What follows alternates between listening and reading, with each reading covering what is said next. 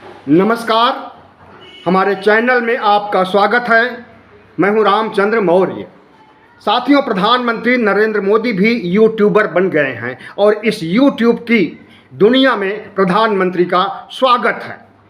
इसके पहले वो रेडियो पर मन की बात करते थे, जिसे गोदी मीडिया, सभी चैनल, सरकारी चैनल, प्राइवेट चैनल अपने अपने ढंग से अपने अपने चैनल पर दिखाया करते थे। लेकिन जब से गोदी मीडिया के व्यूवर्स कम होने लगे हैं, गोदी मीडिया के दर्शक कम होने लगे हैं, तब से प्रधानमंत्री नरेंद्र मोदी की चिंता बढ़ गई और यूट्यूबर की संख्या, यूट्यूबर के पत्रकार, यूट्यूबर के विश्लेषकों के व्यूवर्स बढ़ने लगे हैं।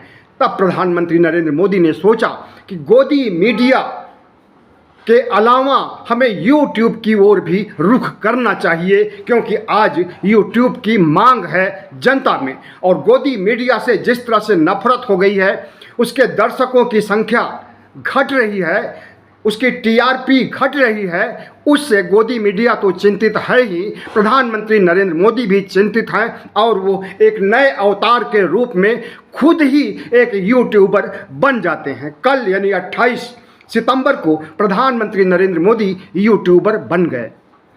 उन्होंने अपने ऑफिशियल चैनल से, नरेंद्र मोदी के नाम से उनका चैनल है, जो 26 अक्टूबर 2007 को, आज से लगभग 15 साल पहले उन्होंने बनाया था, उस पर अवतरित होते हैं और 5.5 मिनट का एक वीडियो अपलोड करते हैं, जिसमें वो यूट्यूबर बनने की घोषणा खुद ही करते हैं। उन्होंने घोषणा किया कि आज एक एलो यूट्यूबर के रूप में आपके सामने मैं प्रस्तुत हुआ हूं। उन्होंने डिजिटल पेमेंट के बारे में, उन्होंने स्वच्छ भारत के बारे में, स्वच्छता अभियान के बारे में जो कुछ कहा, उसे वे बहुत बार पहले भी कह चुके हैं। लेकिन अपने 5.5 मिनट के वीडियो में उन्होंने जिस तरह से यूट्यूबर्स की सराहना की और यूट्यूबर्स के बढ़ते हुए कंटेंट और उनके व्यूवर्स की सराहना की, उनके सब्सक्राइबर्स की सराहना की, उससे लगता है कि प्रधानमंत्री नरेंद्र मोदी यूट्यूबर्स से बहुत प्रभावित हैं और गोदी मीडिया की चरण वंदना से कोई खास खुश नहीं है। उन्होंने यूपीआई के बारे में कहा कि भारत विश्व का, जितना विश्व में यूपीआई की जाती है, डिजिटल माध्यम से पेमेंट किया जाता है, उसका 46% अकेले भारत में उपयोग हो रहा है। इसी तरह से उन्होंने स्वच्छता अभियान के बारे में कहा और अपने 5.5 मिनट के वीडियो में अपनी प्रशंसा की और यूट्यूबर्स की प्रशंसा की और यूट्यूब की दुनिया में आने के बारे में घोषणा और यूट्यूब की संभावनाओं के बारे में, यूट्यूब के भविष्य के बारे में उन्होंने घोषणा किया। प्रधानमंत्री नरेंद्र मोदी मन की बात 2014 में शुरू किए थे, जब प्रधानमंत्री बने थे, और मन की बात में को लोग सुनते भी थे शुरू के दिनों में। लेकिन जब उनका 100वां एपिसोड आया मन की बात का, तो उससे पता चला कि मन की बात सुनने वालों की संख्या 1/4 भी नहीं रह गई है। और मन की बात में प्रधानमंत्री जो अपने मन की भड़ास निकालते हैं, और वही कांग्रेस की अवहेलना, वही राहुल गांधी से लेकर के नेहरू जी तक के बारे में अपशब्द परोसा करते थे अपने मन की बात में। अब प्रधानमंत्री नरेंद्र मोदी यूट्यूबर के रूप में किस तरह की पत्रकारिता करेंगे या किस तरह का विश्लेषण करेंगे, यह तो समय बताएगा। लेकिन दर्शकों ने बता दिया कि उन्हें लोग पसंद नहीं कर रहे हैं, उनके व्यूअर्स इतने कम हो रहे हैं कि उससे ज़्यादा तो एक छोटे मोटे पत्रकार के व्यूअर्स उनसे ज़्यादा हैं। प्रधानमंत्री नरेंद्र मोदी ने कल जो 5.5 मिनट का वीडियो डाला, आज लगभग 24 घंटे में उसके 3.5 लाख व्यूअर देखने को मिल रहे हैं। और ये उनकी सबसे बड़ा कंटेंट है, सबसे बड़ा वीडियो है। सबसे बड़ा का मतलब कि सबसे ज़्यादा व्यूअर वाला वीडियो है। 1 करोड़ 79 लाख उनके सब्सक्राइबर हैं इन 15 सालों में। और 1,79,00,000 जो सब्सक्राइबर्स हैं वो भी नहीं देखते हैं उनके वीडियो को, प्रधानमंत्री नरेंद्र मोदी के वीडियो को।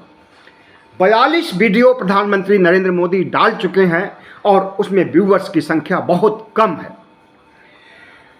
तो प्रधानमंत्री नरेंद्र मोदी लगता है कि यूट्यूब की दुनिया में पदार्पण तो जरूर किए हैं, लेकिन सफलता उन्हें नहीं मिलने वाली है।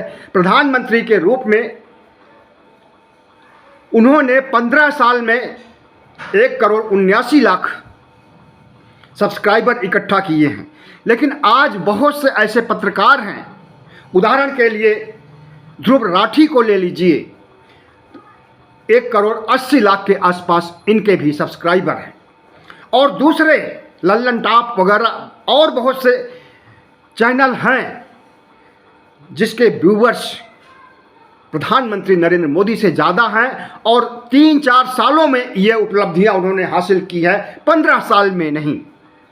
तो प्रधानमंत्री नरेंद्र मोदी ने जिस तरह से आने की घोषणा किया और उन्होंने YouTube के भविष्य के बारे में बताया कि कितना लोग पसंद करते हैं, कितना लोग इम्पैक्ट होते हैं, कितना लोग प्रभावित होते हैं YouTube से, इसको देख करके वो YouTube की दुनिया में आए भी हैं। उनका कहना था एक साथ मिलकर बहुत बड़ी आबादी के जीवन में बदलाव लाया जा सकता है।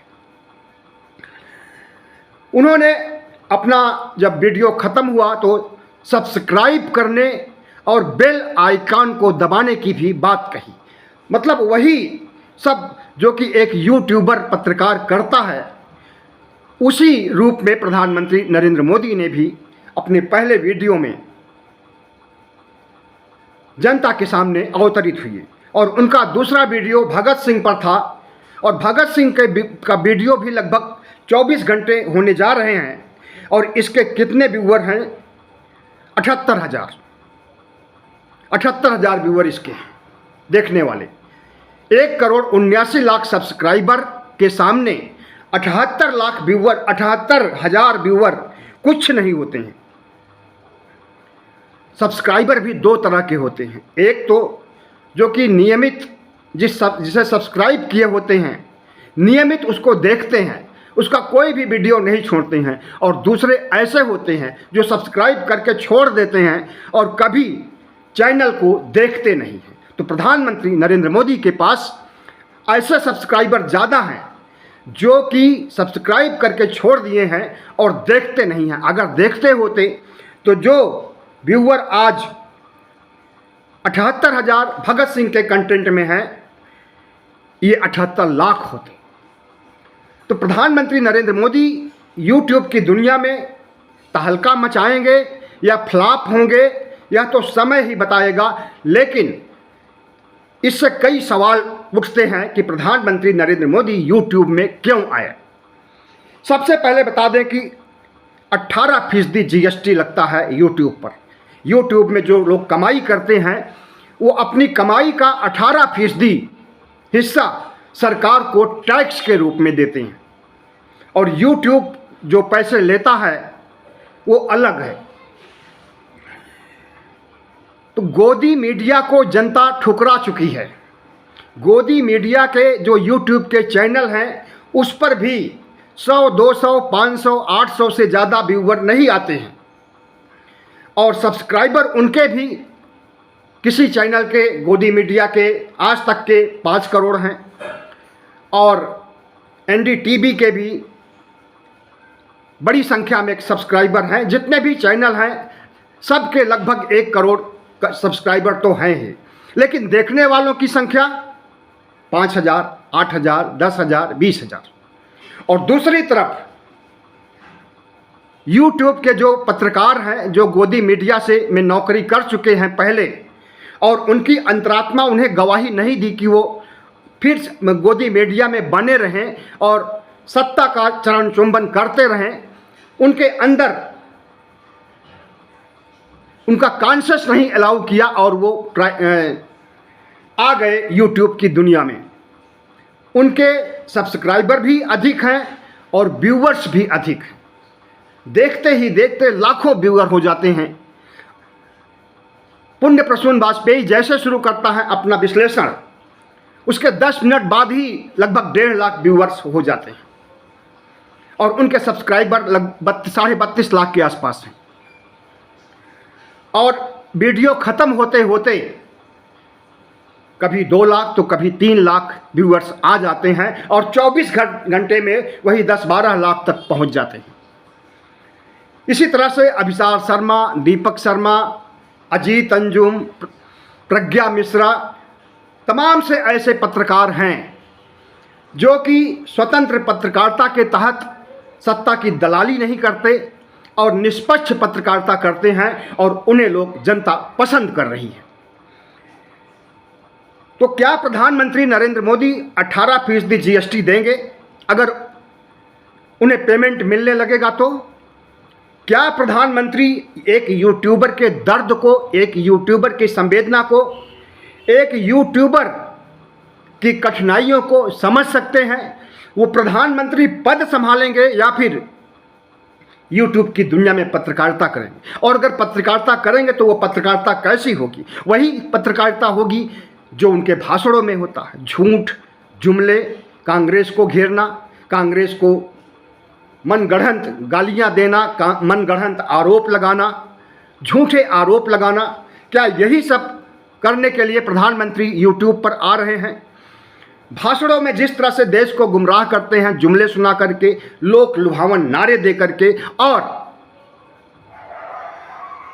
भविष्य के सब्जबाग दिखा करके, वही जुमले, वही सब्जबाग, वही लोक लुभावन नारे, वही लोक कल्याणकारी योजनाएं, वही फ्री रेवड़ियाँ बांटने का काम यूट्यूब पर भी प्रधानमंत्री नरेंद्र मोदी करेंगे अगर वो यूट्यूब पर नियमित आएंगे तो। लेकिन हमें तो नहीं विश्वास की नियमित रूप से प्रधानमंत्री नरेंद्र मोदी यूट्यूब के लिए वीडियो बना सकेंगे।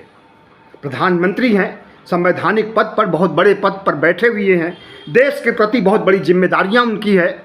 उन जिम्मेदारियों को निभाएंगे या यूट्यूब में पत्रकारिता करेंगे, यह बात समझ से परे है। तो साथियों, जिस तरह से प्रधानमंत्री नरेंद्र मोदी ने अपना पहला और दूसरा वीडियो, उसके पहले लगभग 40 वीडियो डाल चुके हैं 15 सालों में, तो पहले और दूसरे वीडियो पर जिस तरह से लोगों ने टिप्पणी की है वह भी काबिले तारीफ है।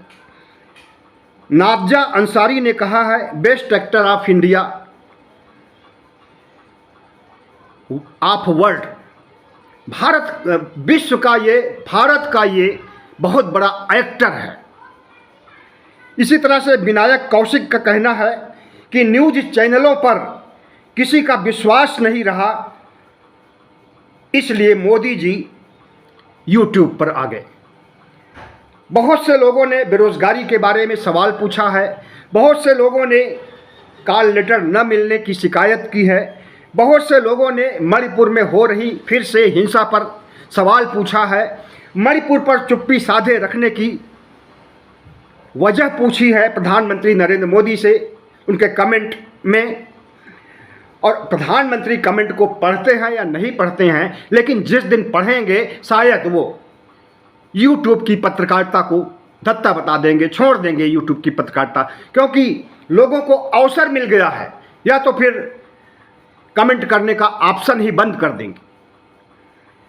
लोगों को अवसर मिल गया है कि प्रधानमंत्री तक बात पहुंचाने के लिए क्यों ना कमेंट किया जाए और कमेंट में अपनी समस्याओं को रखा जाए। तो जितने भी कमेंट हैं एक से बढ़कर के एक हैं और सारे कमेंट मोदी जी के खिलाफ हैं। लोग सवाल पूछ रहे हैं संविधान पर कि संविधान को क्यों खत्म किया जा रहा है, हिंदू राष्ट्र पर सवाल पूछ रहे हैं, बेरोजगारी पर सवाल पूछ रहे हैं, गरीबी पर सवाल पूछ रहे हैं, देश की बिगड़ती हुई माली हालत पर सवाल पूछ रहे हैं।